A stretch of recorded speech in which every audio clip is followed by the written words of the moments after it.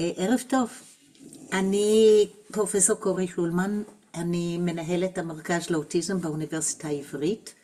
אתם הגעתם בעצם למפגש החודשי, שהוא סמינר מחקר, שהמטרה שלו זה לפתוח את עולם של המחקר לחוקרים בכל התחומים ומכל הארץ, לסטודנטים, להורים, לאנשי מקצוע, ולאנשים על הספקטרום, לכל מי שבעצם רוצה להגיע וללמוד את הדברים העכשוויים שהיום בעצם חוקרים אותם.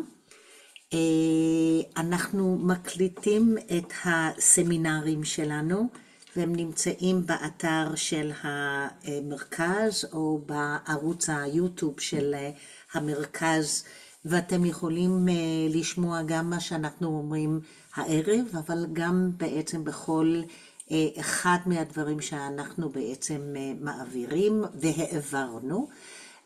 המטרה באמת היא הפצת מידע, וגם בעצם להגיע למקום שיש הפריה הדדית, גם מהשאלות שלכם והקשר, וגם את הדברים שאנחנו עושים אותם. אני מאוד מתרגשת להיות פה, כי זו פעם הראשונה שאני לא בוחרת במשהו קטן, אלא אני מציגה יותר את המכלול של הדברים שאנחנו מצאנו במחקר אורך להרבה שנים. אני רוצה להודות לדוקטור צילי ניר, שנמצאת פה גם איתנו, והיא גם עשתה את הדוקטורט וגם עבדה במהלך הרבה מהשנים, וגם הבחנה הרבה מהבנות במחקר, אז היא נמצאת פה. והיא גם תנהל את הצ'אט, אז תרגישו בנוח בעצם לרשום שאלות או הערות בתוך הצ'אט, תוך כדי, ואם צילי חושבת שצריכים לעצור אותי, אז היא תעצור אותי, ואם לא, אז יהיה גם זמן בסוף לכל השאלות. ואני רוצה גם כן להודות לדניאל ביטון שנמצאת פה, שהיא מלווה את המחקר כמעט מההתחלה, וכל מחקר צריך מישהו שמדייק את החוקרים השוכחים, אז מאוד מאוד מאוד חשוב שנבין שמחקר אף פעם לא נעשה לבד, אלא נעשה כקבוצת של חוקרים והורים וילדים ובוגרים. אני כן אשמח אם אתם תדליקו מצלמות שאני יכולה לראות מי נמצא, אבל זה לא חייב להיות, כי גם יהיה השמירה של המצגת. ואני אתחיל. אוי, איזה כיף לראות אתכם. ברוכים הבאים, ואני נורא שמחה שאתם הצטרפתם. ממש מרגש לראות אתכם. תודה רבה. זה באמת עוזר. גם אם זה רק קופסה, זה לפחות יודעים שיש בן אדם בתוך הקופסה הזאת. אז תודה רבה, ואנחנו נתחיל.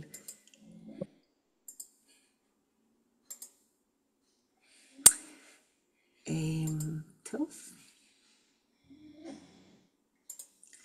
אז בעצם הנושא של הבנות הוא נושא מורכב, אבל הוא גם נושא שמאוד עלה על סדר היום בתחום של האוטיזם, ואנחנו באמת עוסקים במחקר הזה כבר 8 שנים, וזה אומר שיש לנו הרבה מידע, והחלטנו להתמקד בשאלה של למה כל כך קשה לאבחן אוטיזם בבנות ובנשים, וכן יש לציין שעלות יחד במימון של עזריאלי ייתנו איזושהי הכשרה לאנשי מקצוע בקרוב, ואתם יכולים לפנות אליהם כדי לדעת מה קורה. אז הנה, אז אנחנו באמת נתחיל. הדבר שחשבתי שנעשה, אוקיי. אז אנחנו מתחילים, תודה רבה שבאתם, ואנחנו לפני שנתחיל, אנחנו נזכור באמת שיש היום כבר 58 אנשים חיים וחללים שלא נמצאים איתנו, ואנחנו מקווים מאוד שיחזרו בקרוב כמה שאפשר, יחד עם החיילים, ותפילותיי גם לפצועים, וגם בגוף וגם בנפש, שיחזרו מהר. היום באמת בעולם של המחקר באוטיזם, יש צורך בעצם לשמור מאוד במדויק על המילים שמשתמשים בהם. אנחנו בעצם עשו מחקר, וב-2001 ו-2021 יצא באמת איזושהן הנחיות שמשקפות את הדעה ואת הרצון של הקהילייה האוטיסטית, שבעצם אנחנו רוצים לכבד את רגשותיהם, אנחנו רוצים באמת להשתמש במילה אוטיזם לא כמו שאנחנו משתמשים בזה אצלנו בארץ שאנחנו אומרים בן אדם עם אוטיזם, אלא הם בעצם מעדיפים בעצם להשתמש בזה בתור אחד מן החלקים בזהות האישית של עצמם, אז הם בעצם לא מדברים על ילדים עם אוטיזם או נשים עם אוטיזם, אלא באמת נשים אוטיסטיות, ילדים אוטיסטים, ויש גם איזושהי בעיה בלדבר על ההפרעה ברצף האוטיזם, כי חלק באמת מרגישים שזה רק אומר להתרכז בסטיגמה של איזושהי תגית, וזה רק להתמקד בקשיים, ויכול להיות מאוד שיש גם נקודות חוזק שאנחנו צריכים להסתכל עליהם. אז אני במהלך ההרצאה, בהתאם ל-Autism Self-Advocacy Network, שזה הרשת של אנשים בקהילייה, אני ככה אתייחס. לפעמים אני עדיין מועדת ואומרת אנשים עם אוטיזם, אבל אנחנו נכניס. אפריל, חודש שעבר, היה באמת חודש של מודעות לאוטיזם בכל העולם, אבל השנה יצא משהו מאוד מעניין. שונה מאשר רק המודעות לאוטיזם, כבר הם החליטו שהם רוצים לא רק מודעות היום, אלא גם קבלה. והם בהחלט יצאו לא רק בעניין של מודעות, אלא בעצם חודש שעבר היה אפריל, זה החודש של קבלת האוטיזם וקבלת האוטיסטים, כמו שאנחנו יכולים לעשות את זה. מה אנחנו נעשה הערב? אני אתחיל קודם כל באמת על מה החשיבות של אבחון, ובמיוחד על הבנות שהרבה פעמים מקבלים את האבחון קצת יותר מאוחר.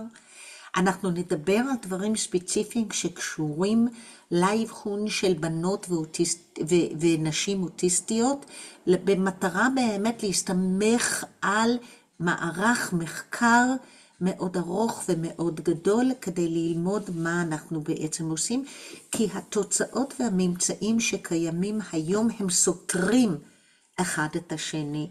אני רוצה שאנחנו נעשה ונתמקד בממצאים שלנו, ולהבין בעצם שאין לנו את כל התשובות, אלא בעצם יש, אני אגיד לכם את המסקנות מהדברים שאנחנו נעשה, שאנחנו עשינו, אבל אני רוצה גם לדבר על כיוונים למחקר עתידי, וכיוונים באמת יותר פרקטיים, מבחינת מה אנחנו צריכים לעשות גם כאנשי מקצוע. אז נתחיל בעצם בלמה זה חשוב. אני חושבת שבסופו של דבר, החשיבות של אבחון כמקדים באמת את האפשרות של התערבות מוקדמת, אף אחד לא חולק על זה. ככל שיש אבחון יותר מוקדם, יש אפשרות לעשות התערבות ממוקדת יותר, לתת את התמיכה הנדרשת, ואנחנו בעצם רוצים כן להגיע לזה. ואנחנו יודעים שבממוצע בנות ונשים מאוחרים יותר מאוחר מאשר בנים וגברים, אם באותם הגילאים, באותם יכולות קוגניטיביות, עם בעצם גם אותו פרופיל אוטיסטי. אז קורה משהו בסופו של דבר, קורה משהו בסופו של דבר, שבסופו של דבר יש משהו אצל הבנות והנשים האלו, שזה מוסתר, שאנחנו לא רואים אותם, ואנחנו כן רוצים למצוא אותם כמה שאפשר מהר, אז אנחנו צריכים לזהות את הפרופיל הספציפי של האוטיזם אצל בנות ואצל נשים. ואנחנו גם יודעים שמתן הבחנה נכונה בזמן מבוססת, היא בעצם מפחיתה קצת גם בעיות אחרות. כי אנחנו כן יודעים שנשים אוטיסטיות מדווחות על בעיות ברווחתם הנפשית ועל בעיות נפשיות נוספות, שיכול להיות שלפחות חלק מהם קשורות גם כן להיעדר הבחנה נכונה, והלחץ המצטבר כאשר אין לנו שם למה שקורה איתנו. לאלו שלא קוראים את המוסף, או לאלו שכבר קראו את המוסף, לפני 10 ימים, היה מאמר בתוך המוסף של הארץ, שזה היה בעצם, האם יכול להיות שחיות בינינו המוני נשים אוטיסטיות שמעולם לא הובחנו. ובעצם במאמר מראיינים את ג'ינה ריפון, שכתבה עכשיו ספר שבעצם אומר, היא טוענת שהמדע בעצם התעלם מהאנשים, ולא עושה את עבודתו כמו שצריך. והמאמר מעניין, אני כן חייבת להגיד שיש טעויות, אני לא יודעת אם הטעויות הן של המערכת, או אם הטעויות של הדברים שהיא אומרת אותם, אבל זה נורא מעניין, כי זה נושא כל כך חם, וזה נושא כל כך חשוב, שאנחנו בעצם חייבים להבין שלפחות בשנות 2000, יש לנו צורך בלחקור את זה, להבין את זה וללמוד את הנושא. אז למה אנחנו באמת מדברים על זה כרגע? בין היתר אנחנו מדברים על זה מכיוון שאנחנו באמת יודעים שהיום, כמו בעצם מאז שהאוטיזם יצא, יש יותר בנים מאשר בנות, יש כאלו שהיום כבר אומרים לה, זה 2.5 בנים לכל בת, אבל אם תשאלו אנשים בגדול, הדעה שרווחת בשדה זה שזה 4-1, כאשר ככל שמדובר על אנשים עם יכולות קוגניטיביות נמוכות, זה הופך להיות יותר לקראת 2-1, וככל שאנחנו מדברים על יכולות קוגניטיביות מפותחות יותר, אז יש גם יחס של בחלק מהמאמרים 15 בנים לבנות.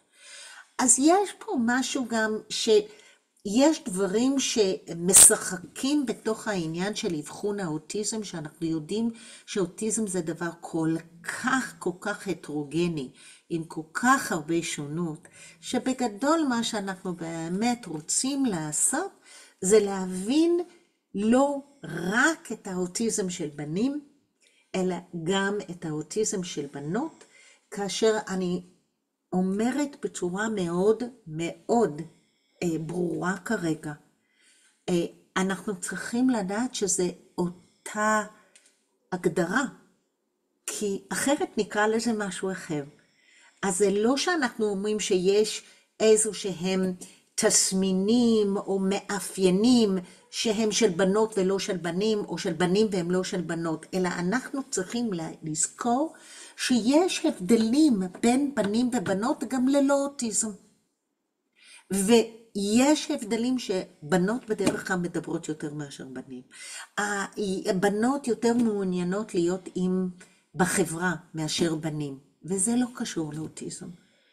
וזה שיש בעצם אוטיזם, זה לא אומר שחלק מאותן המאפיינים שיש לבנות לעומת בנים גם ללא אוטיזם לא באים לידי ביטוי. והדבר השני שאני אגיד, זה לא רק שאנחנו מדברים על אותו דבר ואנחנו צריכים להבין איך זה בא לידי ביטוי גם אצל הבנות והנשים, אלא הדבר השני שאני אגיד זה שאנחנו גם חייבים שיהיה לנו לא רק את אותם המאפיינים, אלא אנחנו גם צריכים לזכור לא רק שלבנים ולבנות זה משהו אחר, אלא כחברה אנחנו מצפים דברים שונים מבנים ומבנות. ובכל חברה שונה, וישראל היא מקום עם הרבה מאוד חברות שונות, והציפיות שלנו בעצם גם משפיעות לא רק על איך אנחנו מתייחסים, אלא גם כן למה אנחנו מצפים. ומה בעצם אנחנו חושבים שהוא כן שייך לבנות או לא שייך לבנות. אז אנחנו מתקדמים, ויש לנו היום הרבה יותר מידע ממה שהיה לפני 10 שנים, שאני רק חלמתי על המחקר הזה, אבל הדרך היא עוד מאוד מאוד ארוכה.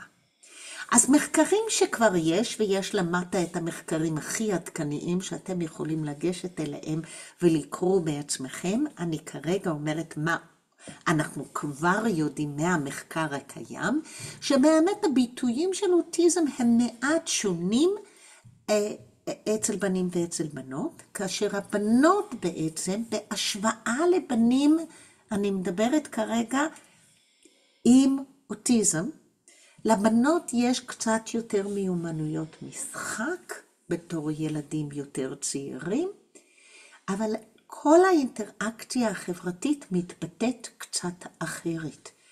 הם באמת יוצרים קצת יותר קשר עין מאשר הבנים. אנחנו מדברים על רצון ומוטיבציה חברתית יותר טובה לאינטראקציה, וכן הרצון בסופו של דבר להיות עם אנשים אחרים. התקשורת החברתית היא גם טובה יותר על פי המחקרים אצל בנות מאשר אצל בנים. יכולות החיקוי, הקוגניציה החברתית. אני בעצם משתמשת ביכולות הקוגניטיביות שלי לנתח את מה שקורה, שככה אני יכולה גם להבין את העולם החברתי קצת יותר. אז זה לא רק תקשורת חברתית, אבל כישורים שפתיים. יש לנו לא מעט נשים עם אוטיזם שכותבות ספרים, או הם נמצאים באיזשהו מקום בבלשנות.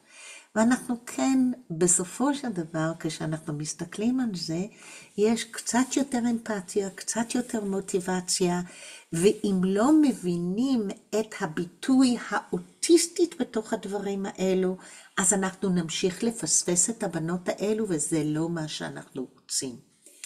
עכשיו, אם תסתכלו על הרשימה של 8 דברים האלו, הם באמת דברים שאנחנו באמת יכולים לראות, והמחקר גם באוכלוסייה הנוירוטיפיקלית, הלא אוטיסטית, בעצם הבנות בדרך כלל יותר חזקות בדיוק בדברים האלו.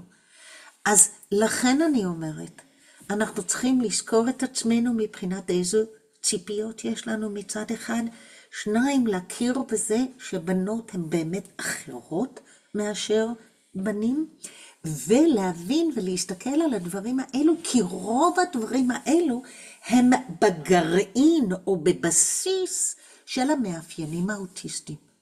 ואם זה נכון, אז אני חייבת לדעת שיש באמת בעיה בדברים האלו כדי באמת לדבר על אוטיזם. אז איך זה מתבטא? שונה אצל הבנים והבנות דווקא בדברים האלו גם. אז שוב, אם אתם תכניסו לתוך גוגל תמונות ותעשו בנות עם אוטיזם, אתם תקבלו תמונות של בנות שמסתכלות למצלמה, הרבה פעמים מחייכות, וזה אחרת מאשר אם תכניסו בנים עם אוטיזם.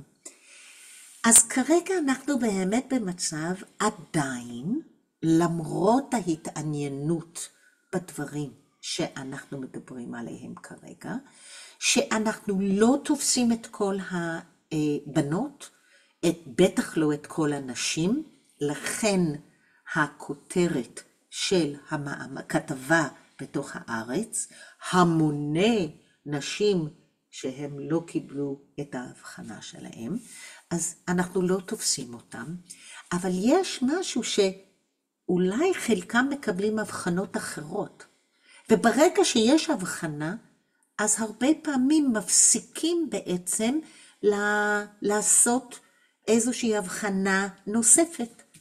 אז אולי יש להם בעצם הבחנה לא נכונה. אבל גם הרבה יש, וזה פשוט באנגלית כל כך נחמד, יש לנו misdiagnosed, שזה טעות, או missed, אנחנו פשוט לא ראינו אותם. ויש משהו כמו שדיברנו כבר, שזה מוסתר, שזה לא הולך, שזה משהו שאנחנו צריכים לעשות. אז מאוד מהר אני כן רוצה להגיד אמרתי, ההגדרה נשארת אותה הגדרה, אני לא עוברת על זה, אני רק רוצה שזה יהיה בתוך הדיבור שלי. אנחנו מדברים על שני תחומים עיקריים עם קושי מסוים, שזה בתקשורת ובאינטראקציה חברתית, וזה דפוסי התנהגות מצומצמים, מוגבלים, תחומי עניין, מוגבלים, בעיות חושיות וסנסוריות.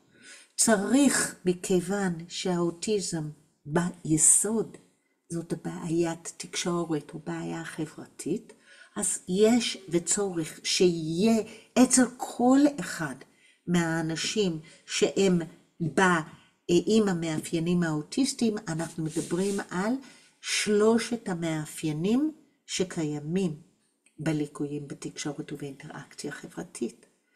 בתוך דפוסי התנהגות מצומצמים ומוגבלים, צריך 2 מתוכם. יש גם אלו שיש להם 3 ו4. אז או שיש 5 מתוך 8, או 6 מתוך 8, או 7 או 8. וזה מה שיש בתוך ה-DSM-5 שעל פיו אנחנו קובעים את ההבחנה. מה שיש אבל ב-DSM-5 זה משהו שאף פעם לא היה, וזה מכיוון שאנחנו בעצם קוראים לכולם אוטיסטים, אנחנו רוצים לעשות תת קבוצות על בסיס, או מצד אחד מפרטים שזה מתייחס למקור של האוטיזם אולי, או שזה מתייחס דווקא לדברים שהם גם משפיעים על המאפיינים של האוטיזם. אם מדברים או לא מדברים, אם יש ליקוי קוגניטיבי או לא. אז בעצם אני רוצה כבר להתחיל לעשות תת קבוצות בתוך מה שאני עושה.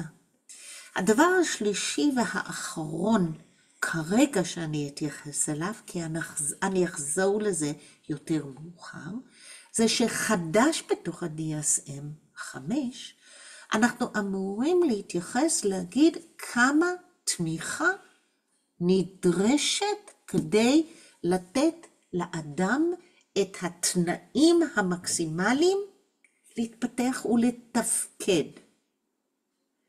אז במידה שאני אומרת את זה כרגע, ב-DSM-5 יש לי אפשרות להבין אחת שמדובר במשהו מאוד הטרוגנית עם שונות מאוד גדולה, 2 שאני אצטרך באמת לא רק להתייחס למאפיינים, אלא גם כן לדברים נוספים שמשפיעים על המאפיינים, שקשורים למאפיינים, שקשורים לבן אדם, ואני גם אסור לי רק לתת תגית וללכת, אלא אני בעצם צריכה לדעת איך זה משפיע על יכולת הלמידה, על יכולת להתפרנס, על היכולת בעצם שלי לתת את מה שצריך כדי להגיע לתוצאות המקסימליות. עכשיו אנחנו בעצם מגיעים בחזרה לזה שיש דרך לאבחן אוטיזם. אז אני חוזרת לשם של המפגש שלנו הערב. למה כל כך קשה לאבחן אוטיזם אצל בנות ואצל נשים? כי גם יש נשים שמגיעים להבחנה יותר מאוחר בשנות הבגרות. ואני אתן לכם קצת טעימה, כי אנחנו עשינו רק פיילוט גם לנשים. אבל בגדול אנחנו נעשה ככה. עד עכשיו, רוב הכלים שקיימים הם בעצם נבנו בעיקר על קבוצות של בנים. ולכן גם הנורמות, גם הציפיות, אבל יותר מכל דבר אחר, גם הדוגמאות שנותנים אותם, הם בעצם דוגמאות של בנים. למשל, אם אנחנו מסתכלים על מה שנקרא SRS, חלק מאוד גדול מהאנשים פה מכירים את זה, אז אני לא מדברת הרבה על זה, אבל אנחנו מדברים על שאלון. יש 4, זה לא הלך לי פה, יש 4 ורסיות שונות, גרסאות שונות, אחת לילדי גן, אחת לילדי בית ספר, שההורים ממלאים אותם, אחד של מורה ממלא, ואחד שהוא self-report, שהבן אדם עצמו ממלא אותו. אוקיי? אז יש לנו את כל אלו. התוצאה 165 פריטים, זה לחלק את זה ל5 סולמות. מודעות חברתית, קוגניציה חברתית, תקשורת חברתית, מוטיבציה חברתית, והתנהגות מוגברת וחזרתית שצריך, וכמובן יש לי גם סכימה של הכל, כדי לדעת בסך הכל מה שקורה. עכשיו, מה קורה פה? בסופו של דבר, הנורמות ונקודות החתך והכל נעשה, וזה מתואר בתוך המדריך, על קבוצות של ילדים בגיל הרך, ילדים בבית ספר, מורים שעובדים בעיקר עם הבנים, וגם את המבוגרים, הם יותר בנים מאשר בנות. ואם ככה, אז אנחנו חייבים לדעת שלמשל הדוגמאות זה הוא אוהב רכבות. עכשיו אנחנו יודעים שהרבה מאוד בנים עם אוטיזם אוהבים רכבות. אתם יודעים מה שהבנות יותר אוהבות? הן יותר אוהבות מוזיקה, או זמרים, או אופנה, או קריאה, כל מיני דברים אחרים, אבל האיכות והאינטנסיביות זה אותו דבר. אז יכול להיות מאוד שמה שאנחנו כן צריכים להכניס לתוך הכלים האלו, זה יותר דוגמאות של ההתנהגויות שאנחנו נראה אותם אצל הבנות ואצל הנשים. הכלי השני שאני אדבר עליו היום, בתוך כלי אבחנתי, זה רעיון, וזה רעיון דיאגנוסטי להורים, כאשר יושבים ושואלים שאלות קבועות, אבל הרעיון הוא חצי מובנה, ואנחנו שומעים את התשובות, ואנחנו שואלים שאלות הבהרה, כדי אחר כך לקדד אותו, ולהבין בעצם מה עובר ומה קיים. זה כבר שילוב של חומר ומידע שאנחנו מקבלים מהמטפל העיקרי שמכיר את הילד וחי איתו את כל השנים שלו, וגם את השיפוט ואת ההבנה של איש מקצוע. וזה דבר שכבר הוא מעבר למידע שאני מקבלת על שאלון. אבל מה שחשוב פה זה המקום של ההורים, או מישהו שמכיר טוב את הבן אדם מבחינה התפתחות, מבחינת מעבר לכל מיני מצבים שונים. יש אלגוריתם חדש ל-ADI זה לאנשי המקצוע שכבר למדו את הכלי הזה. לפני חודש זה הגיע. עד עכשיו זה היה מתואם ל-ICD, היום יש אלגוריתם שעל פיו אנחנו קובעים אם אכן עבר את הנקודת חתך על הכלי הספציפי הזה או לא. יש כבר משהו שמתאים ל-DSM 5, אני כל כך שמחה על זה. והכלי השלישי שאני הולכת לדבר עליו הערב, זה נקרא האיידוס. וכל מישהו שמתעסק באבחון באוטיזם, מכיר בעצם שהאיידוס נחשב להיות הגולד סטנדרט. ולמה זה? מכיוון שהוא לוקח בחשבון את הגיל, הוא לוקח בחשבון את השפה, הוא לוקח בחשבון את היכולות, ובעצם המטרה היא להיות עם הילד ולראות מה הוא עושה באינטראקציות שאמורות להיות מהנות ותקשורתיות ונינוחות. והרבה מאוד גם מהילדים והמבוגרים אוהבים את זה. באיזשהו שלב, כשסיימתי להעביר, אחד מהילדים יצא מיד שסיימנו להורה וביקשה, מתי אני חוזרת? למה זה נגמר? כי אף פעם היא לא הייתה באיזשהו מקום עם מישהי שבמקום לבדוק אותה מה היא יודעת ומה היא לא יודעת, בעצם המטרה הייתה להיות יחד איתה. אז האיידוס הוא כלי מאוד ייחודי, חייבים לעבור הכשרה כדי להעביר אותו, ובגדול ברגע שמכירים אותו, צריכים להבין שהביטויים של הבנים והבנות יהיו קצת שונים, ואנחנו צריכים כן לדעת את זה. אז מה כן עשינו בתוך האיידוס, וגם פה אני לא מתעכבת, אני רק רוצה שאתם תבינו, זה שלקחנו פריטים מן האיידוס, שאנחנו מקודדים אותם אחרי האינטראקציה עם הילד או המבוגר, ואנחנו ממפים אותם על הקריטריונים, על המאפיינים של ה-DSM, של האוטיזם. וכמו שאתם רואים, זה נותן משהו מאוד מאוד מדויק מבחינה חברתית. אבל מבחינת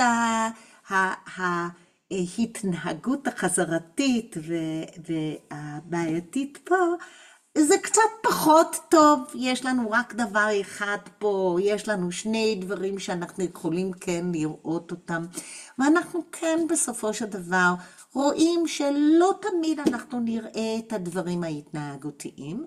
שימו לב שגם יש מיפוי שונה בהתאם ליחידה השונה.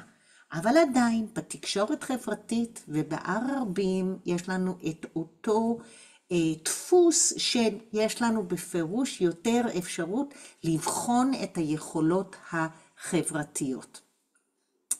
אז בסופו של דבר, אם אני מסכמת עכשיו את החלק של האבחון באופן כללי, לפני שאני מגיעה לממצאים שלנו, נמצאו באמת עם הכלים, שלושת הכלים שכרגע דיברתי עליהם, ה-SRS, ה-ADI וה-ADOS, מדובר באמת בכך שלבנות יש בעצם פרופיל קצת פחות לקוי, קצת פחות חמור, ואנחנו כאן מדברים על יכולות תקשורתיות קצת פחות חמורות, כאשר הן מצליחות הבנות ליצור אינטראקציה יותר טובה, עם קצת פחות התנהגות סטריאוטיפית. אולי כי הם יודעים שהם לא רוצים, הם לא אמורים לעשות את זה, והם רוצים להיראות בסדר, ולכן אנחנו לא רואים את זה, אוקיי? אז יחד עם זה, הבנות מראות קצת פחות מיומנויות הסתגלותיות אדפטיביות מאשר הבנים. אולי לא דורשים מהם, אולי הציפיות שלנו יותר גבוהות. לפעמים בעצם בהשוואה לבן עם אותה רמת אינטליגנציה ואותו פרופיל של אוטיזם, הבנות קצת פחות מצליחות לתפקד בחיי היום-יום, וכן יש יותר בעיות התנהגותיות מכל מיני סוגים של חרדה, דיכאון, אבל גם כן של בעיות קשב ובעיות החצנה. הרבה פעמים הבנות מגיעות לאבחון עם היסטוריה של מתן אבחנות אחרות, ובעצם אפילו לא חשבו על האוטיזם. אז מה בעצם אנחנו עשינו? המחקר שלנו התחיל באמת לפני 7-8 שנים, כאשר כתבנו באמת הצעה למחקר שהתקבלה למימון מן ה-ISF של הארץ.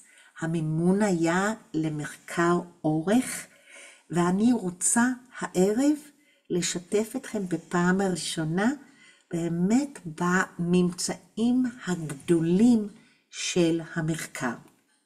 לפני שאני עושה את זה, אני רוצה שתבינו מה היה מיוחד במחקר שלנו. למה במחקר שלנו אפשר לראות תוצאות, אני אגיד, נקיות יותר מאשר מה שיש.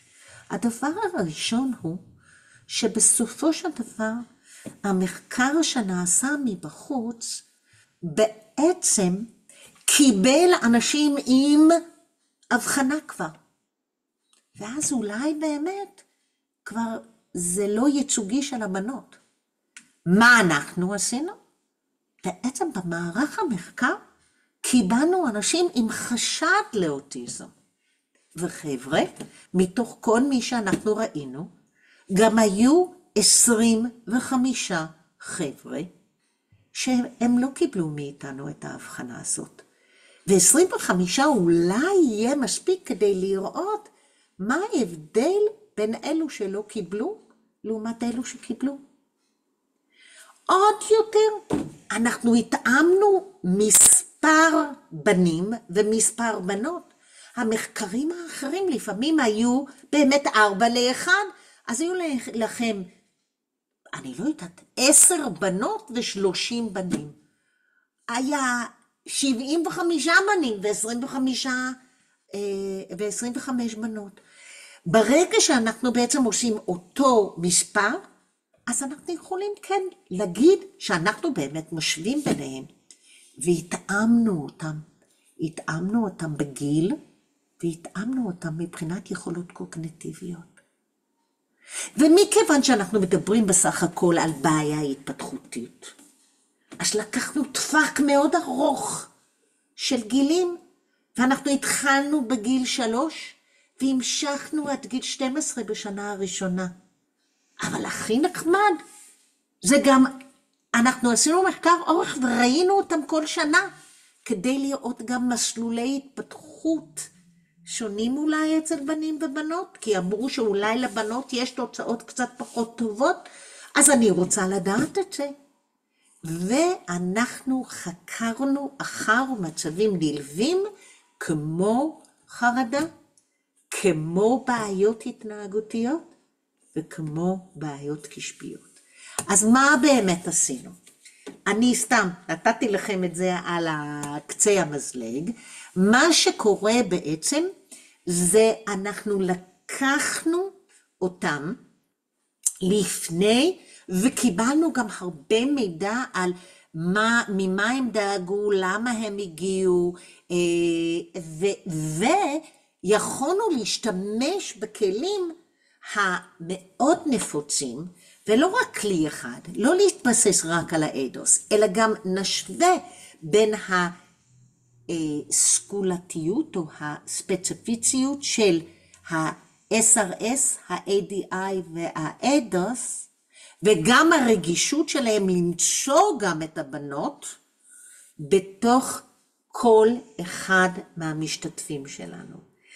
ככה זה בעצם עוזר לנו לאסוף הרבה מידע, חוץ מאשר רק השורה התחתונה אם יש או אם אין אוטיזם. זה נורא מיוחד. אין מחקר אחר שאנחנו מכירים שעשה את זה ככה. וההתאמה הזאת של אותו מספר, אותו גיל, עם אותם יכולות קוגניטיביות, בעצם אומרות שאנחנו בעצם לא לוקחים ילדים אחרי 4 שנים של טיפול, או חלק אחרי שנה 1 וחלק אחרי 4, ואני לא יודעת באמת אם היכולות הקוגניטיביות זה בגלל ההתערבות, התמיכה, אני לא יודעת מה זה יכול להיות. אז ברגע שאני עושה את זה ככה, אני גם יכולה לדעת שלמשל, אם יש לי בת שמאובחן בפעם הראשונה בגיל 4, ואני עוקבת אחריה, ואני רואה אותה בגיל 8, אבל יש לי גם בת בגיל 8, שהיא מקבלת את ההבחנה לפעם הראשונה, אולי אני יכולה לשוות בין אלו שקיבלו הבחנה בגיל יותר צעיר, לעומת אלו שבעצם ההבחנה התעכבה אצלהם. אולי אני אזהה גם את הדברים שאולי היינו צריכים להסתכל עליהם בגיל יותר צעיר. הדברים האלו זה דברים שיאפשרו לי לדייק את היכולת שלי להבין מה זה אוטיזם אצל בנות ונשים. ברגע שאני עושה את זה ואני עוקבת אחרי זה, אני יכולה להסתכל על המסלולים של התפתחות, ולדעת, בהתחלה זה היה ככה, עכשיו זה ככה, מה קורה. במצבים האלו אני רוצה לדעת, האם קיבלו הבחנות אחרות? אם כן, מה? אם כן, איזה גיל? וגם מה אנחנו צריכים לדעת, כשהם מגיעים אלינו, האם יש גם הבחנות נוספות שלא ניתנו קודם? ואם כן, איך אני מבדילה בין הצורך בהבחנה מבדלת, זה או זה, וביכולת שלהם לחיות ביחד בעצם בנוכחות משותפת. ביכולת שלהם בעצם להיות ביחד. אז עם הדברים האלו, אני מקווה שאני אצליח לתת תשובות יותר מדויקות לגבי איך אפשר לזהות בנות ונשים עם אוטיזם בצורה יותר מקצועית. בתוך 5 הדברים שאנחנו בעצם עושים, הם כולם גם קשורים זה לזה.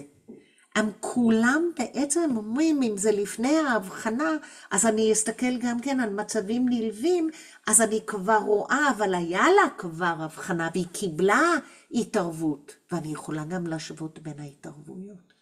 אז יש לנו פה משהו שהוא מאפשר לנו ראייה מאוד נרחבת, תוך העמקה מאוד מאוד חשובה.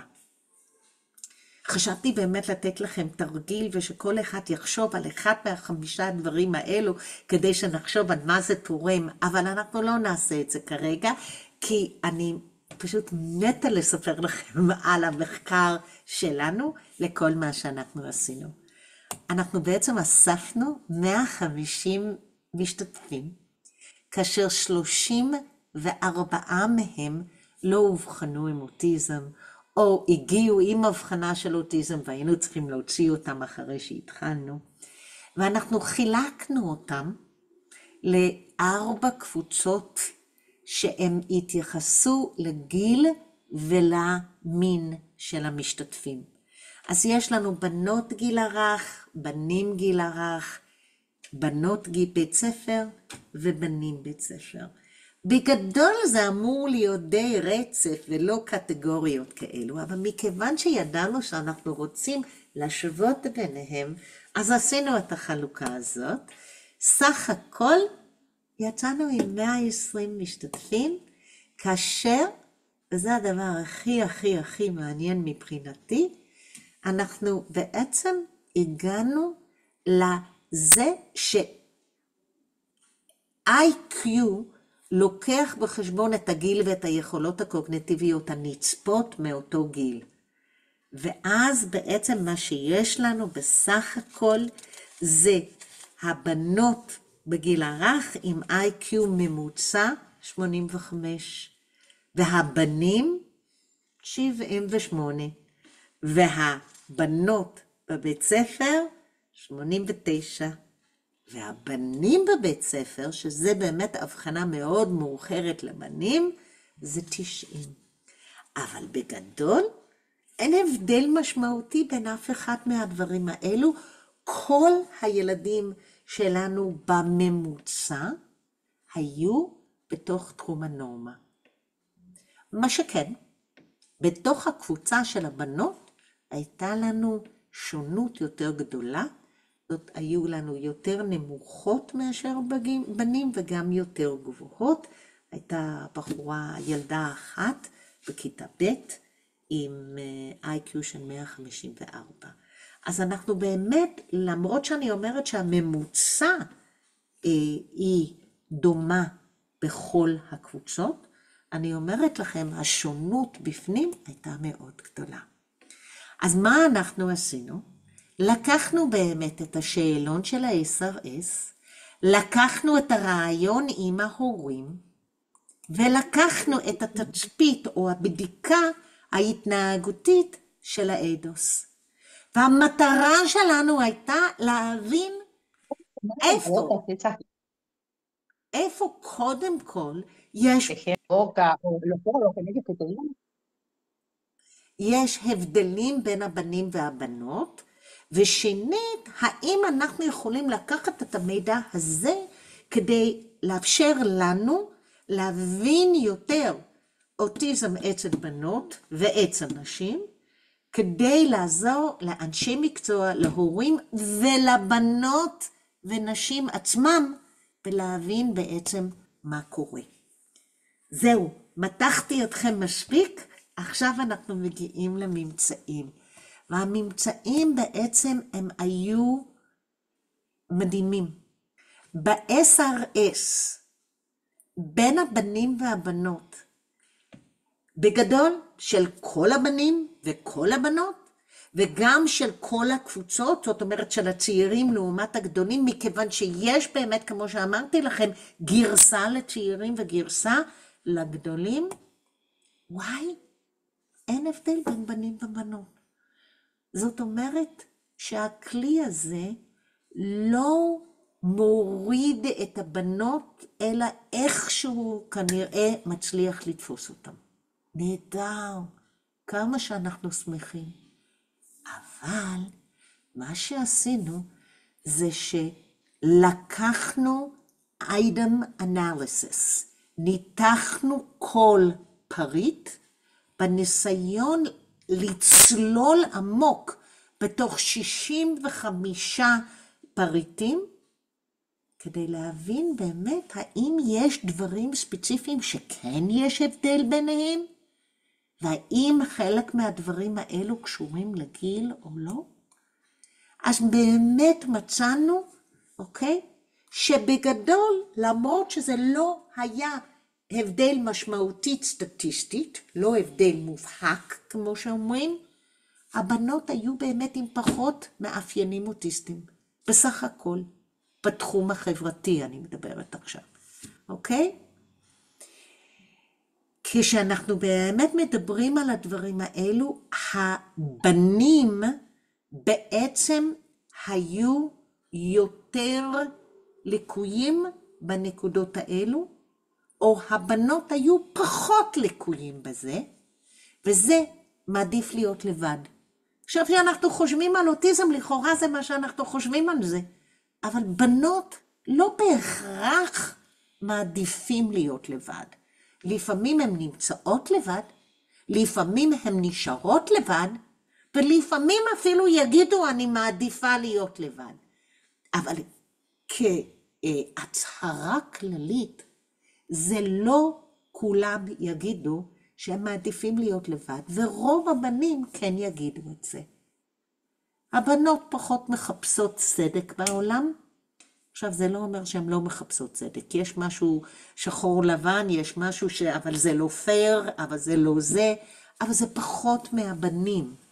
כשאנחנו חושבים באמת על אוטיזם, הרבה פעמים אנחנו חושבים על התפיסה הדיכוטומית הזאת, זה נכון או לא נכון, שחור לבן, ובגדול בסופו של דבר אנחנו רואים שבאופן משמעותי, אני לא אגיד שהבנות קצת יותר גמישות, כי זה לא השאלה, אבל הם פחות באמת נתפסים בתוך אבל זה לא פייר, אבל זה הם לא בהכרח מחפשים את הצדק.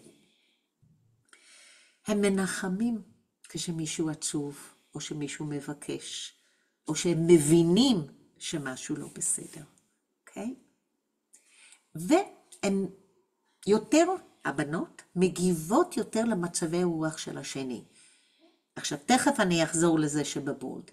זאת אומרת בגדול, חבר'ה, למרות שבסך הכל בתחום החברתי, לא היה הבדל בין הבנים והבנות, אנחנו כבר רואים דברים שבגדול מאבחנים, הורים, מורים, ואפילו ילדים עצמם, בעצם יכולים לבוא ולהגיד, רגע, אבל אני מנחמת, אבל היא הכי רגישה בעולם, היא מבינה כשאני לא מרגישה טוב.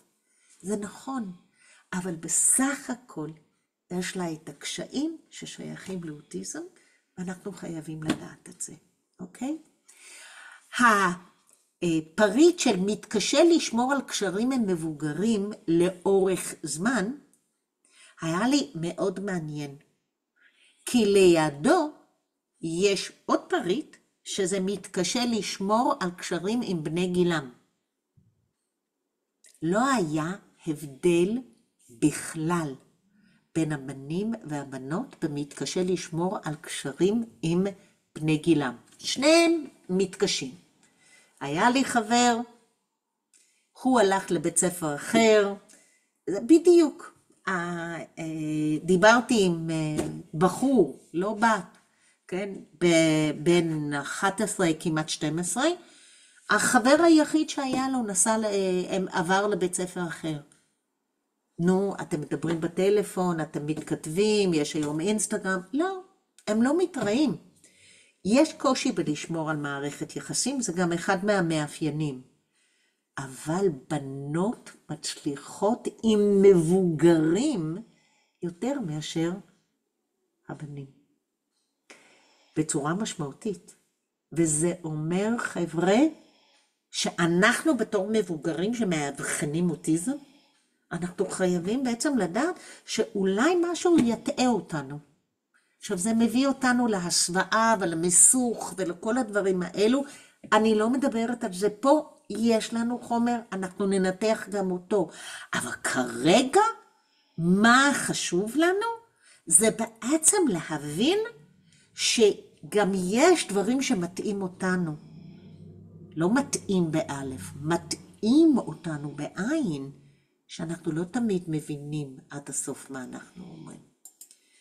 ואם אני הולכת על זה, למה אני הולכת אחורה ולא קדימה? לא בסדר, סליחה.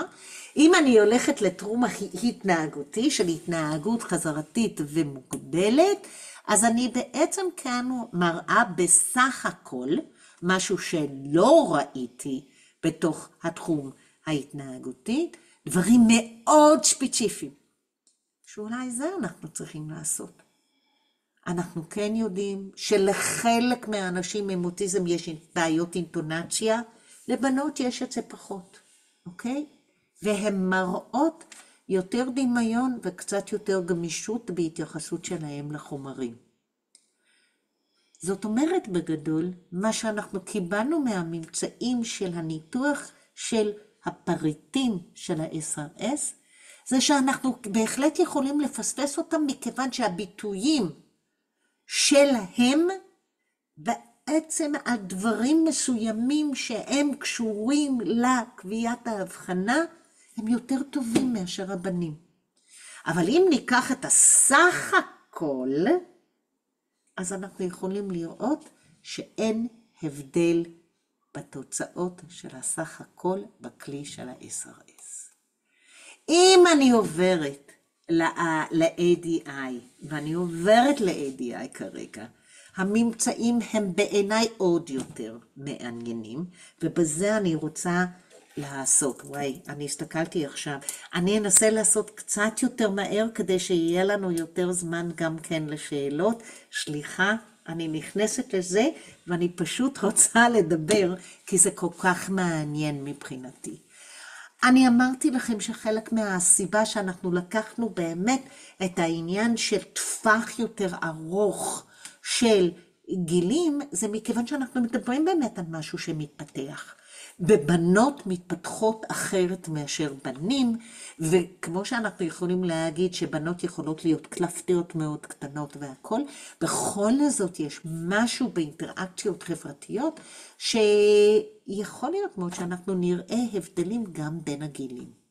והממצאים בתחום החברתי של ה-ADI בעצם מביאים אותנו לזה שיש באמת הבדלים לטובת הבנות בחיקוי במשחק חברתי, אבל בגילאים הצעירים. וזאת אחת הסיבות שאנחנו מפספסות אותו. יש הבדלים בקשר עין, הם יוצרים יותר קשר עין מהבנים בגיל הצעיר. זאת אחת הסיבות שאנחנו מפספסים אותם. יש טווח של הבעות פנים, הרבה יותר רחב, הרבה יותר מתאים. אז אנחנו בעצם אומרים, רגע, אז זה לא שיש להם הבעות פנים שטוחות או משהו. משחק בקבוצות לאורך כל השנים, גם צעירים וגם המבוגרים יותר, בעצם יש הבדל במשחק בקבוצות שהבנים יותר לקויים בזה, אוקיי? הבנות מגיבות יותר לפניות של אחרים ומתעניינות יותר בילדים אחרים. מה שהיה מעניין ביותר מבחינת הקשרי ידידות ומשחק בקבוצות, זה בעצם שזה בא לידי ביטוי בדיוק בגיל שזה הכי חשוב מבחינת ההתפתחות החברתית. זאת אומרת, לקשרי ידידות, לבנות היו יותר קשרים בדיוק שחיפשתם אצל הבנות שלכם, כן, קשרי ידידות. ואת המשחק בקבוצות מצאו במחקר לא שלנו, שבעצם הבנות נמצאות ליד, וחושבים שהם בפנים בתוך הקבוצה, אבל הם לא תמיד בפנים, ואנחנו חייבים לדעת את זה. בתחום התקשורתי, הבנות יותר טובות בחיקוי, במשחק דמיוני, משחק דמיוני עם בני גיל, והיחיד שבהם הם יותר לקויים מאשר הבנים, זה שפה אידיוסינקרטית. מה זה שפה אידיוסינקרטית? שפה אידיוסינקרטית זה שפה שהיא בעצם שפה אישית. עכשיו, שפה אידיוסינקרטית באה עם התפתחות השפה. לכל אחד שיש ילד קטן בבית, זה אנחנו יודעים שאנחנו קוראים לסבתא גיגה, מכיוון שאנחנו לא כל כך יודעים להגיד סבתא או את השם או משהו אחר, או שאנחנו קוראים לבית חולים בית 80, יש לנו דברים, אבל ברגע שבאמת השפה הזאת הופכת להיות משמעותית, משתמשים בה בצורה עקבית בתוך מה שהדברים שאנחנו רוצים לעשות אותם. הבנות ממציאות יותר מילים מאשר הבנים, הם משתמשים במילים שהם מבינים אותם ולא תמיד אחרים, או הם בעצם מבקשים מהאנשים להשתמש במה שהם בעצם משתמשים בהם. אם אני לוקחת את זה אבל עד הסוף פה, אני כאן רוצה, ואני רואה שיש פה, רגע, שנייה, אני רק רוצה לוודא, לא, אוקיי. אז סליחה, יש פה שקף אחד שנעלם, אני אכניס אותו, אבל אני רוצה לספר לכם ממצאים שקשורים בעיות התנהגותיות, סנסוריות, תחומי עניין מצומצמים והכל, ההבדלים המהותיים ביותר היו שניים שבהם הבנות היו יותר גבוהות מאשר הבנים. וזה תגובות שליליות לגירוי סנסורי מסוים. למשל, ילד בוכה, אני לא יכולה, למה הוא בוכה, שיפסיק לבכות, או שהוא הולך לעשות. וגם תגובה לשינויים בסביבה, לא שינויים עליי, אבל שינויים בסביבה. חייבים שהסביבה תהיה מאוד מסודרת, פרפקציוניסטית בדברים שהיא עושה אותם. וזה עכשיו, וזה תמיד היה לאורך כל הגילים. אז אנחנו כן מתחילים לראות, למרות שאין הבדל מהותי בסך הכל, מהמילוי שאלון של ההורים ומהרעיון של ההורים, בשני התחומים של שפה ותקשורת, תקשורת ומיומנויות חברתיות והתנהגות, אנחנו חייבים לצלול יותר למטה כדי להבין מה אנחנו מחפשים, כדי לדעת אם זה באמת כן או לא. מה שכן אבל היה נחמד, זה אנחנו מחפשים יכולות בעצם מיוחדות. משהו שזה יוצא דופן וזה מעל היכולות שהמצופה מהיכולות של הגיל של הבן אדם. הם כולם של הבנים ולא של הבנות לצערי. וזה גם אבל דברים שאם תחפשו בתוך המחקר של הבדלים בין בנים ובנות נורוטיפיקליים, אתם תראו שאלו בדיוק הדברים. אז זה נותן משנה תוקף לתוצאות שלנו ולהורים שדיווחו לנו. אנחנו מדברים עכשיו על העניין של הממצאים של האדוס. הסך הכל של האדוס זה שלושה ציונים שונים. אחד זה של התחום החברתי, השני זה התחום ההתנהגותי, והשלישי זה בעצם מה שנקרא ציון השוואה שאנחנו יכולים לעשות את זה. עכשיו, באדוס שונה מאשר ה-SRS או ה-ADI, אין הבדל בתחום החברתי, אבל ביכולות, בהתנהגות, הבנות היה פחות, ובסך הכל, כמו שנאמר, התחום הכולל של ציון ההשוואה, הבנות היו פחות, באופן משמעותי. ואם זה נכון, אז אנחנו בעצם מדברים על כך, שחלק מהסיבה אולי שמפסידים אותם, זה מכיוון שהדברים יותר עדינים. אבל שוב וגם פה, ירדנו למטה כדי להסתכל על כל פריט ופריט. עכשיו, אמרתי לכם שזה 4 יחידות. אז היחידה שילדים הלא מדברים, או המדברים מאוד מעט, יש הבדל בין הבנים והבנות בהצבעה, בקשר עין, בחיוך חברתי, בשילוב המבט והתנהגויות אחרות, ובמידת הנינוחות שנוצרת באינטראקציה. בכולם הבנים יותר בעייתיים מאשר הבנות. זאת אומרת, המאבחן מרגיש בנוח עם הבנות ופחות בנוח עם הבנים. אז בטח לבנים יש בעיות יותר ובטח לבנות אין, לבנות יש. אני מזכירה לכם גם שהבנות שומרות על קשר יותר טוב עם מבוגרים, יותר קל להם עם מבוגרים. אז אם אנחנו נתחיל לשלב את הדברים האלו ביחד, נתחיל לקבל פרופיל יותר שלם, יותר מדויק, למה אנחנו מחפשים אצל הבנות. ביחידה מספר 2, שזה לילדים שכבר התחילו לדבר, אבל השפה שלהם עדיין לא שוטפת, הבנות עם יותר אקולליה מאשר הבנים. אבל הן יוזמות יותר, יש יותר נינוחות, יש להם יותר דמיון, יש לבנים יותר התעניינות סנסורית יוצאת דופן, יותר התנהגות חזרתית, ולבנים יש יותר התפרצויות, ולכן גם הם מגיעים הרבה פעמים יותר מוקדם לאבחון. ביחידה של הילדים עם שפה שוטפת, בגדול, הדברים היו פחות חברתיים, ההבדלים. כי האדוס כן מספיק רגיש כדי למצוא את זה, במידה שאנחנו עושים. הבנות יותר עם יכולות דמיון, עם פחות ענייניות סוציורית, עם פחות גינוני התנהגות, ועם קצת פחות קומפולסיביות וריטואלים.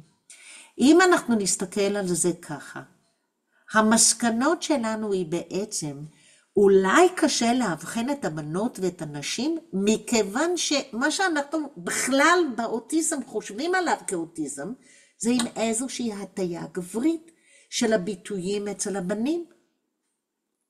הביטויים הם גם שם, גם אצל הבנות, אבל הן קצת פחות זוהמות, הן קצת פחות ברורות, והן אולי גם על חלק מהפריטים האחרים.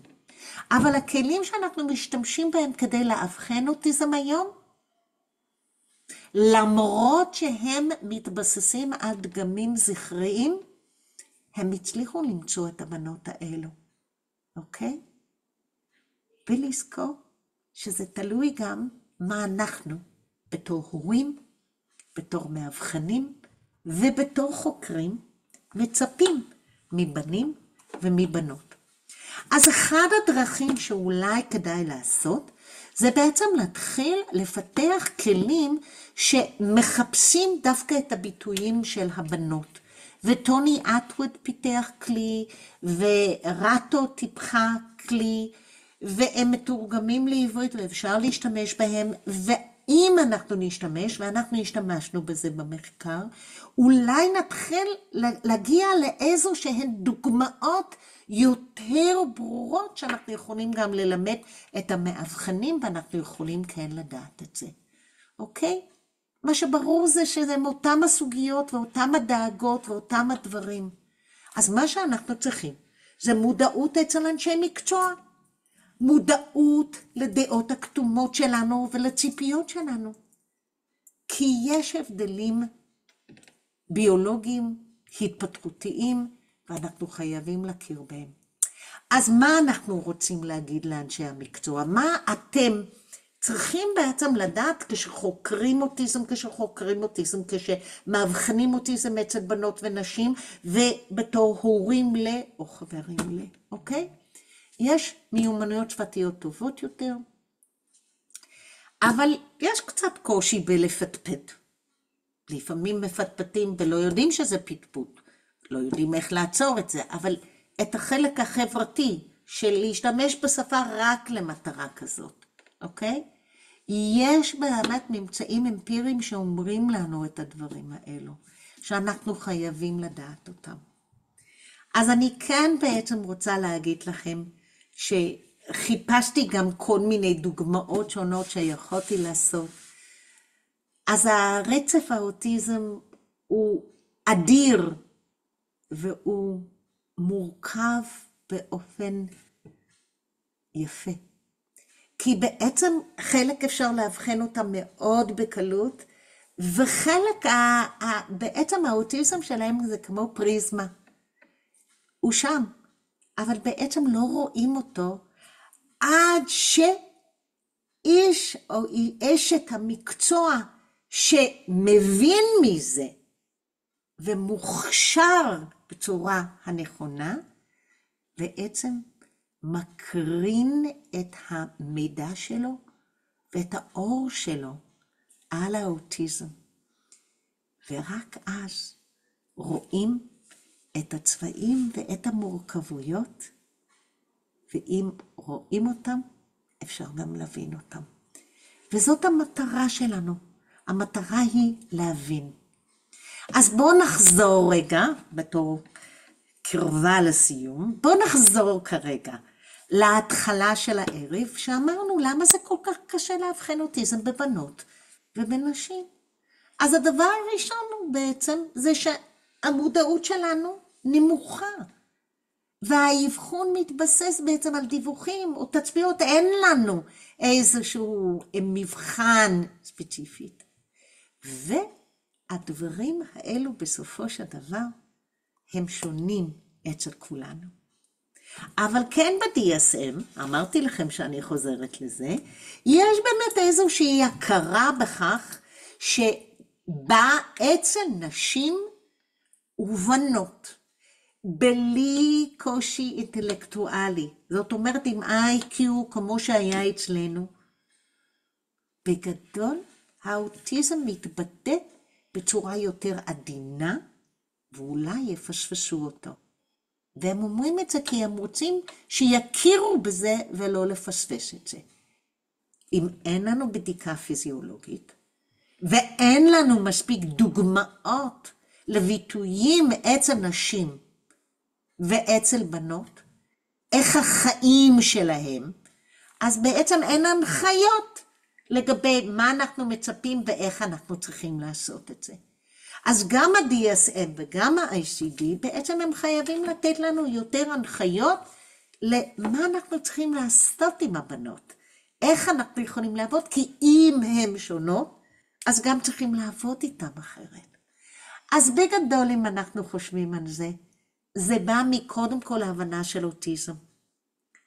אבל גם צריך ניסיון.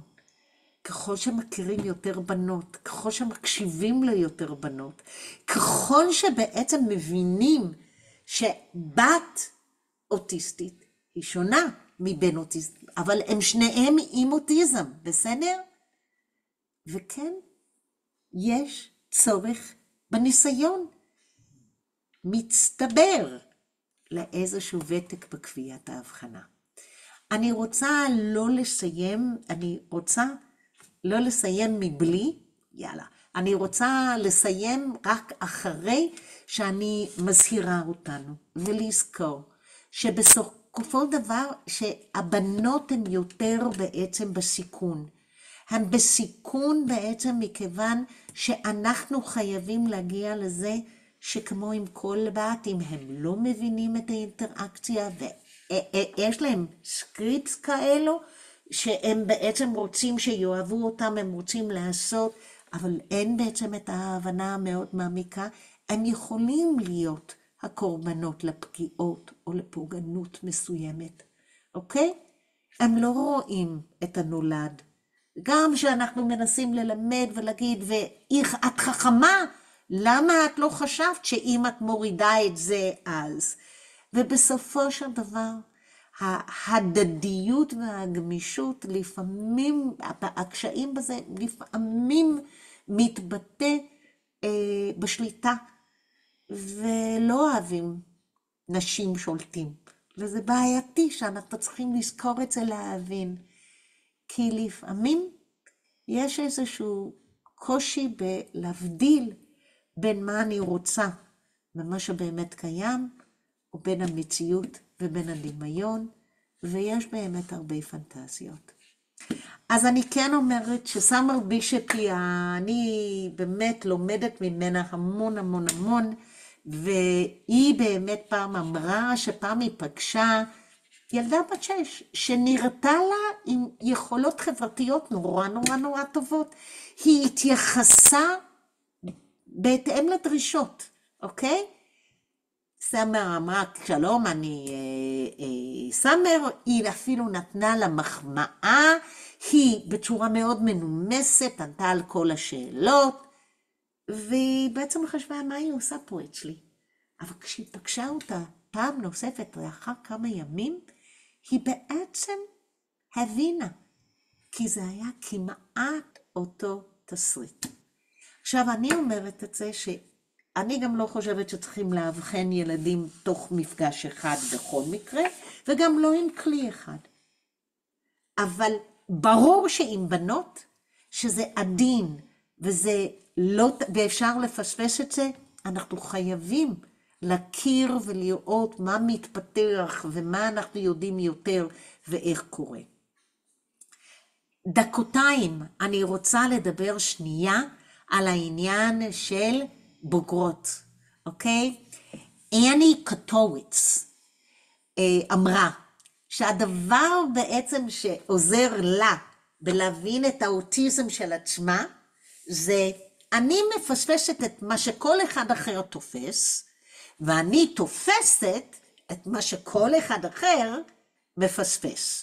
היא כתבה ספר, שווה לקרוא אותו, שווה להקשיב לכל הנשים המדהימות שמתארות את החוויות האישיות שלהם, כי ככל באלו עם הבחנות ככה, אנחנו חייבים בעצם לשמוע אותם, לשמוע על חוויות החיים שלהם, כדי שנבין את זה יותר טוב. ובואו נבוא ממקום של להסתכל על יכולות, ולא רק על הבעיות. כי בסופו של דבר, כמו שטמפל גרנדין אומרת, אם אנחנו נמצא את הדברים שהם בעצם בבסיס של ההתעניינות והמוטיבציה, אנחנו יכולים גם לנצל את זה. אז מה באמת הטייק-הום מסאג' שלי? אין צורך בנקודות חתך אחרות, אין צורך בכלים חדשים, אלא יש צורך בתוספת של עבודה, יש תוספת של תכירי אותם ותראו מה זה, וגם אם יש לכם אחד בבית, תבינו שיש גם תופעות אחרות אצל האחד, שגם גרה בשני רחובות בקרבה.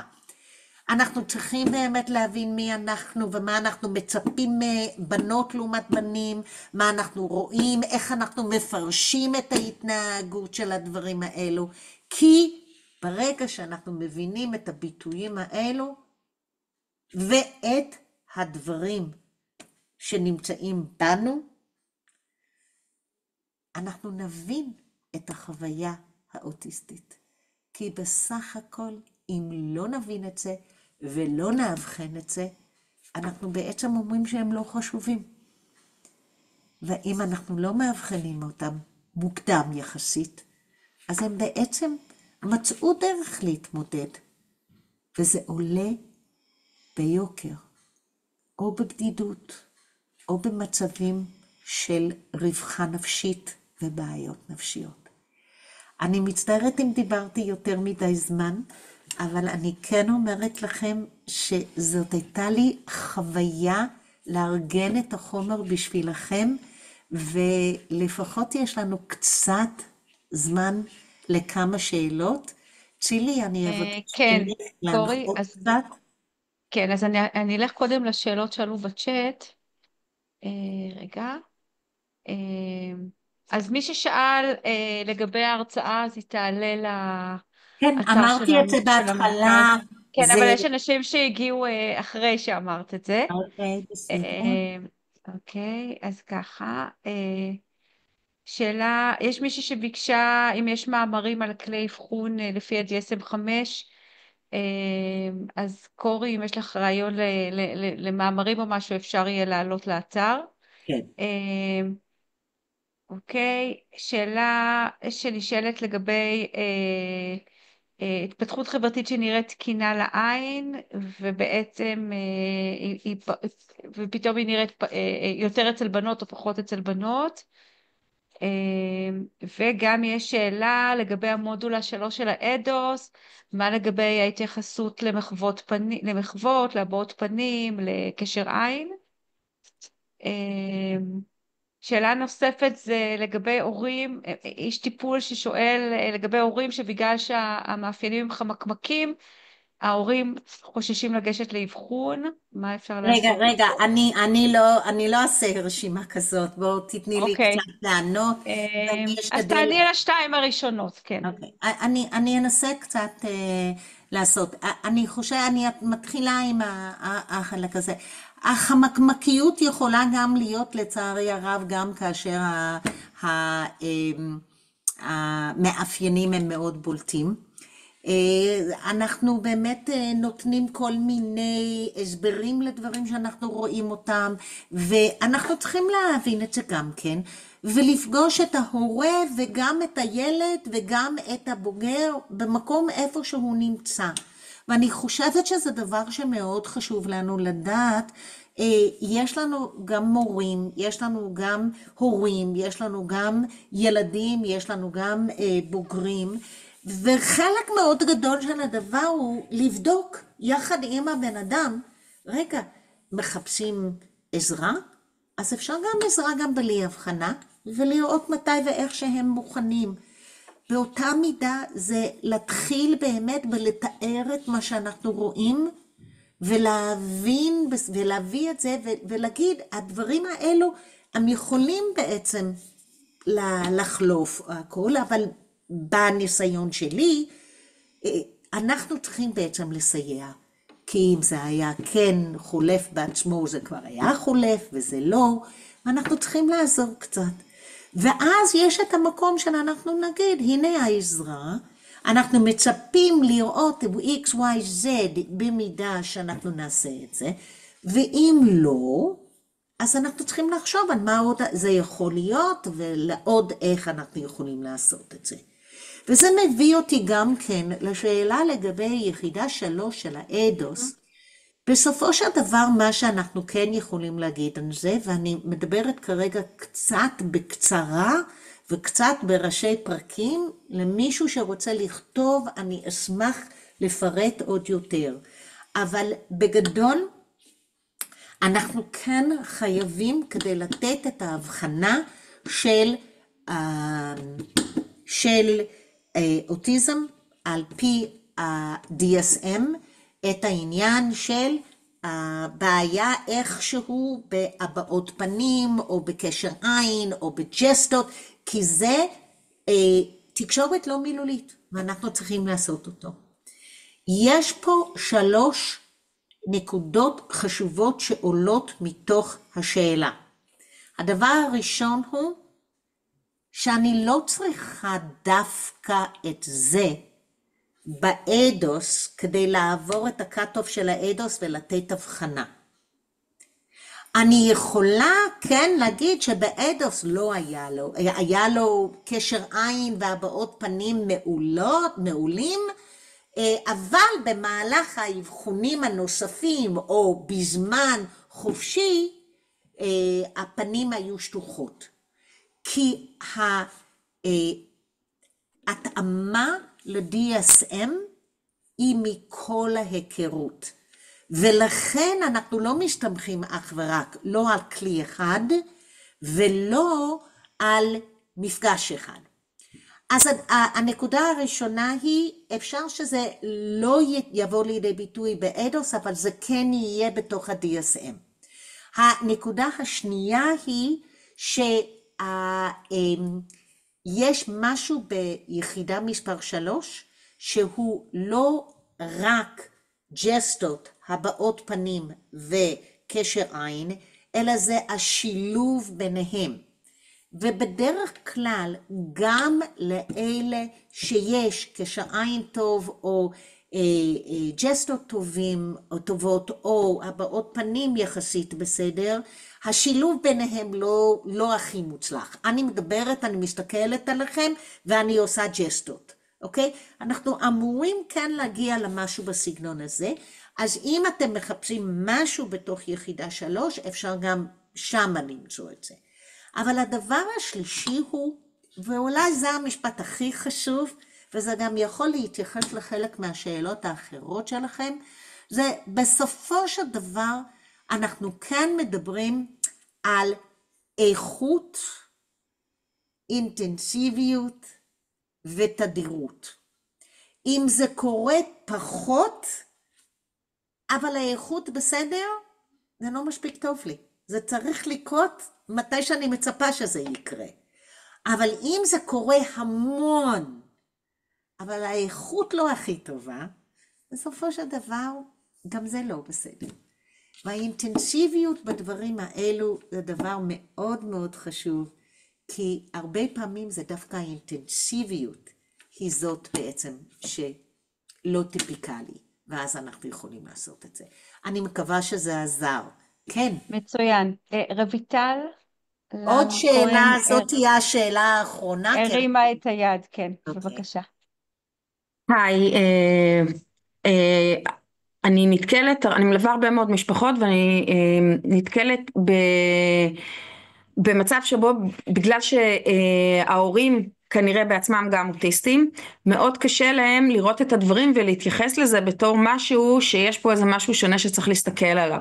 אז אצל בנות זה אפילו עוד יותר קשה ומורכב,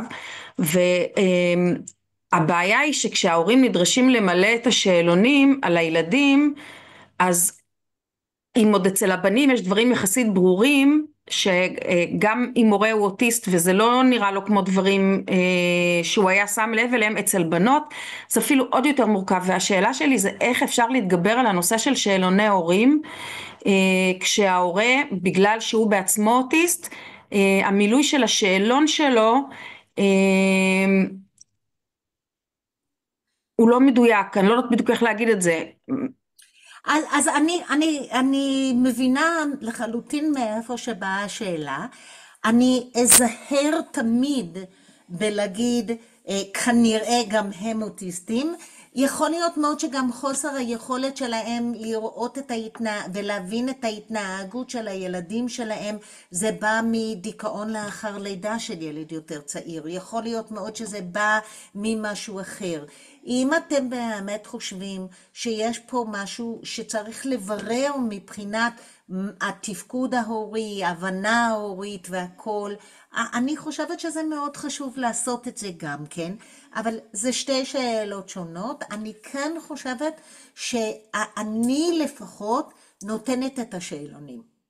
ואני נותנת אותם מכיוון שאני דווקא רוצה תמיד לשוות לתוקף משנה, כמו שדיברתי כרגע, אבל גם להשוות בין זה ובין התוצאות של הרעיון הורים שאני עושה.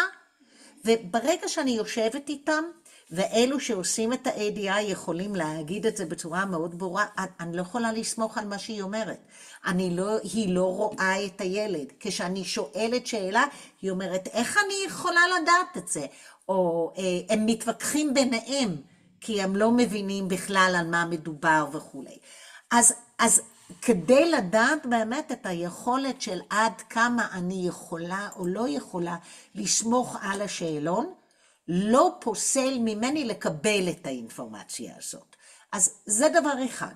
דבר שני, אני באמת חושבת שבכל מקרה רעיון הורים כדי בין היתר לבדוק את האמינות של היכולת דיווח שלהם בהבנה, זה הכרחי. עכשיו, שני דברים נוספים שאני מאוד אוהבת לעשות אותם במקרים האלו, ואני עוד אוסיף לזה. במקרה שאין הסכמה בין שני ההורים. במקרה שיש בעיה בתקשורת בין ההורים. לא רק ספציפית לילד, אלא גם... אז מה שאני כן אוהבת לעשות, בסופו של דבר, זה לתת שאלון נוסף. למשל, אני אף פעם לא נותנת את ה-AQ בהתחלה, יש אנשים שכן נותנים אותו, אבל בואו נשתמש בזה בתור דוגמה. אחרי שנתתי את השאלונים שלי ועשיתי את ה-ADI שהפסקתי באמצע כי זה לא היה תקף, אני בעצם יושבת יחד עם שני ההורים, אני נותנת לשני ההורים למלא, בזמן שהם יושבים, כי זה לוקח 20 דקות רבע שעה, למלא אותם, ואני לוקחת, ואני בעצם מעלה את השאלות, ואני רואה, וזה מאוד טוב מכיוון שזה מאפשר לי גם לתת איזשהו מקום לדבר, לא לקבוע מי צודק, אלא להגיד, אבל אם הוא רואה את זה, אז אולי בואו אנחנו נבדוק את זה, כדי שאנחנו יכולים לראות מה באמת קורה אצל הילד. ואז אני שמה לב לזה בתוך האינטראקציות שאני עושה יחד עם הילד. אז זה לא בדיוק, אז רגע, אני סומכת על השאלון שקיבלתי, אלא זה שאי אפשר לסמוך עליו, כבר נכנס לי לתוך התהליך של הכרה של ההורים, הילד והאינטראקציה, וגם את היכולת שלי כן בעצם לקבוע או לא לקבוע את ההבחנה. אני מקווה שזה עזר. יופי. אני חייבת לעצור אותנו, אנחנו כבר אחרי 9. אני מזמינה אתכם להיות איתנו בקשר. הסמינר מחקר הבא שלנו זה ב-11 ליוני, סליחה, אני חוזרת בי, זה ב-11 ליוני. מי שהיה צריך לעשות את זה ביטל, אז אנחנו כרגע עוד מחפשים, אבל אני מבטיחה לכם שזה יהיה מעניין וחשוב, כמו שזה היה לאורך כל השנה. ואני באמת מעל לכל דבר רוצה להגיד לכם, שהמפגש הזה הכריח אותי לשבת מול הנתונים שלי, והתוצאות היו מרתקות, ולמדתי כל כך הרבה, וזה בזכותכם. אז אני רוצה להגיד לכם תודה רבה, ולהגיד לכם באמת שיש לנו עוד הרבה מה ללמוד, אבל אנחנו נמשיך ביחד להכיר את הבנות, לעזור להורים, ולעזור גם לנשים, שכנראה המונים מהם מסתובבים בינינו, ולא מאובחנים לפי הארץ. חבר'ה, תודה רבה ולילה טוב. תודה רבה, היה מרתק. תודה רבה. תודה רבה. כן. תודה רבה.